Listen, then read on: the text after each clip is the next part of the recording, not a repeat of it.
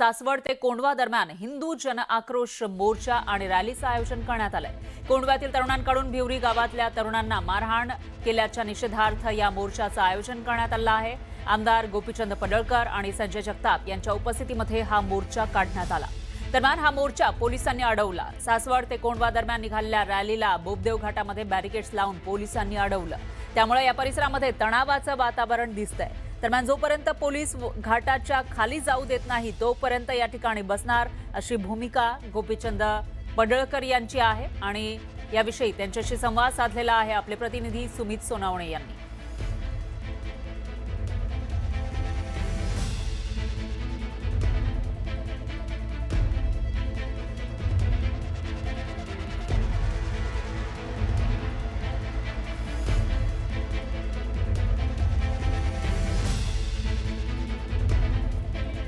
बोबदेव घाटामध्ये पोलिसांनी पुणे शहर पोलिसांनी अडवलेले आहेत। आपल्या सोबत गोपीचंद पडळकर साहेब आहेत। पोलिसांनी बाबदेव घाटामध्ये आमची रॅली अडवून ठेवलेली आहे। आमचं म्हणणं असं होतं की कोंढव्यातून अनेक कारवाया या हिंदू धर्माच्या विरोधामध्ये होत आहेत आणि कोंढव्याच्या संदर्भात लोकांच्या मनामध्ये दहशत निर्माण झालेली आहे आणि मग ती दहशत मोडीत काढण्याच्या दृष्टिकोनातून आम्हाला खाली जाऊ द्या असं आमचं पोलीस प्रशासनाला म्हणणं आहे। परंतु पोलीस प्रशासनाने रस्ता अडवून धरलाय, परंतु आम्ही खाली गेल्याशिवाय आता शांत बसणार नाही। आमची भूमिका तीच आहे, जोपर्यंत हे सगळं इकडच्या चुकीच्या कारवाया बंद होत नाहीत, लँड जिहाद करणं, जागा ताब्यात घेणं, सरकारी जागा बळकावणं, खासगी जागेमध्ये अतिक्रमण करणं, खुल्या मैदानात कुठे इफ्तार पार्ट्या करणं, कानिमनाथाची पवित्र भूमी आहे, तर या सगळ्या गोष्टीला आमचा विरोध आहे आणि म्हणून सगळा हिंदू समाज रस्त्यावरती एकवटलाय। मोठी वाहतूक जाम झालेली आहे, पोलीस कुठेतरी प्रशासन जाऊ देत नाही, त्यामुळे सगळी वाहतूक जाम झाली, सगळं जाम झालं। इथून मुंगेला पण जायला वाट नाही, इतके पोलीस सगळे आहेत। परंतु आमचा वाद काही पोलीस प्रशासनाची नाही आहे, आमचा वाद या चुकीच्या प्रवृत्तीच्या विरोधातला आहे। धर्मांतरण करणं, लव जिहाद, वोट जिहाद, लँड जिहाद, या सगळ्या बाबीच्या विरोधात आहे। तर आम्ही या सगळ्या गोष्टी पोलीस प्रशासनाच्या कानावरती घातलेल्या आहेत। आम्ही शांततेच्या मार्गाने हे आंदोलन करतोय आणि तशा पद्धतीने आम्ही पुढे जाणार। त्यांनी आश्वासन दिले की एफआयआर दाखल करणार, पोलिसांनी नाही, एफआयआर तर आली पाहिजे ना, एफआयआर आम्हाला बघायला मिळाली पाहिजे ना। दाखल करणार म्हणजे कसं, हे 4-5 दिवस झाले सगळे आमचे सहकारी मित्र जात आहेत, तेव्हा दाखल झाली नाही, आम्हाला एफआयआर कॉपी दाखवू का? काही गोष्टी आमच्या पोलिसांनी मान्य केलेल्या आहेत, पोलिसांचं मी अभिनंदन करतो। बाबदेव घाटामध्ये सीसीटीव्ही पूर्ण बसवण्याचं त्यांनी मान्य केलेलं आहे। एक पोलीस चौकी इथं बाबदेव घाटामध्ये करायचं ठरलंय। 24 तास पेट्रोलिंग पोलिसांचं राहील। निर्जन जे ठिकाण आहेत, निर्जन जी वळणं आहेत, त्या वळणामध्ये सुद्धा पोलिसांचं पेट्रोलिंग सातत्यानं राहील आणि परत चुकीचं कुणी कृत्य इथं करणार नाही हे पोलिसांनी मान्य केलंय।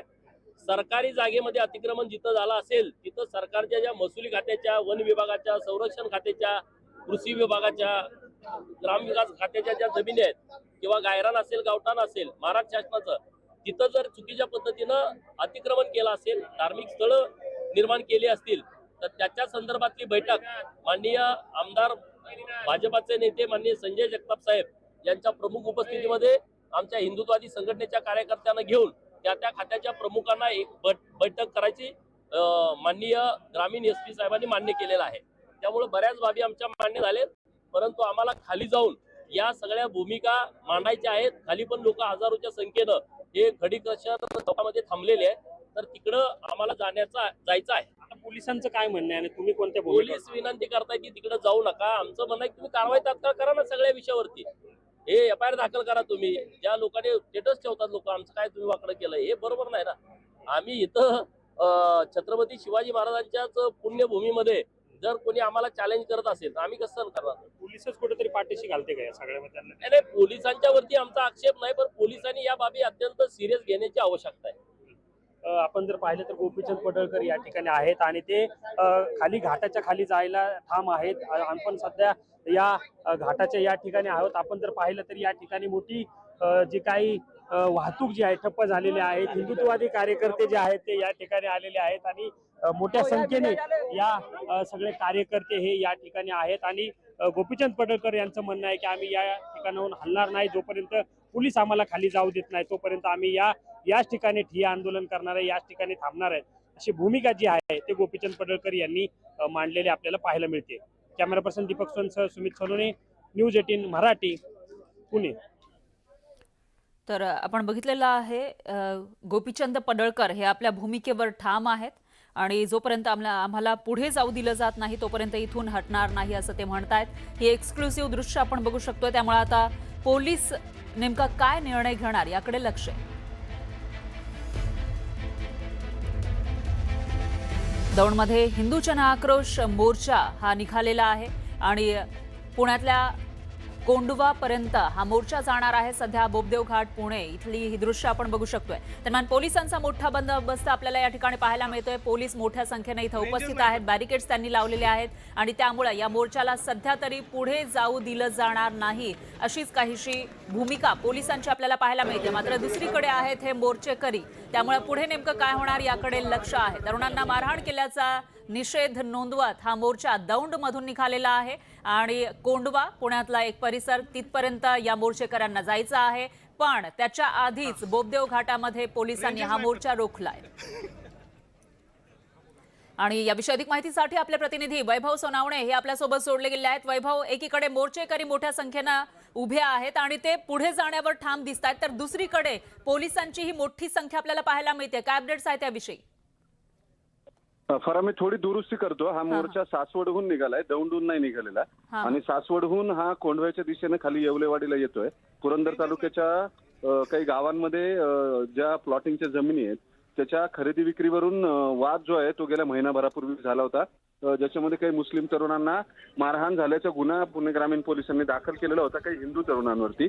आणि त्याच्याच संदर्भामध्ये आज हा मोर्चा जो आहे लँड जिहादच्या विरोधामध्ये काढण्यात आलेला आहे. गोपीचंद पडळकर, त्यांच्याबरोबर संजय जगताप हे सगळे नेते आज सकाळी सासवडमधनं दुचाकी रॅलीनं कोंढव्याला येणार होते आणि तिथे एका मशिदीसमोर सभेचं नियोजन करण्यात आलेलं होतं. मात्र कायदा सुव्यवस्थेची परिस्थिती निर्माण होईल म्हणून पुणे पोलिसांनी त्यांना शहराच्या हद्दीवरतीच बोबदेव घाटातच वरती कार्यकर्त्यांना कोणालाही खाली येऊ दिलं जात नाही आणि अतिशय कडेकोट अशा स्वरूपाचा बंदोबस्त जो आहे त्यामुळे त्यांना खाली जाऊ दिलं जाणार नाही, ज्यामुळे वाद होतील यावर पोलीस ठाम आहेत. तर दुसरीकडे गोपीचंद पडळकर आणि मोर्चामध्ये आलेले मोर्चेकरी जे आहेत ते खाली कोंढव्यामध्ये जाण्यावरती ठाम आहे. जमिनीच्या खरेदी विक्रीच्या व्यवसायाच्या वादातून सुरू झालेलं हे प्रकरण जे आहे त्याला आता धार्मिक रंग मिळताना आपण पाहतोय. पडळकर आणि मोर्चेकरी हे कोंढव्यामध्ये जाण्यात आणि ती सभा जी आहे त्या सभेच्या ठिकाणी जाण्यासाठी आग्रही आहेत. तेही मागे हटायला तयार नाहीत आणि पोलीस कुठल्याही परिस्थितीमध्ये त्यांना जाऊ द्यायला तयार नाहीत, कारण परवानगी घेतलेली नव्हती. आणि महत्वाचं म्हणजे पुन्हा तिथं दंगल उद्भवण्याची शक्यता आहे. दोन्ही बाजू आक्रमक होणार, त्यावरून पुन्हा दंगल होणार.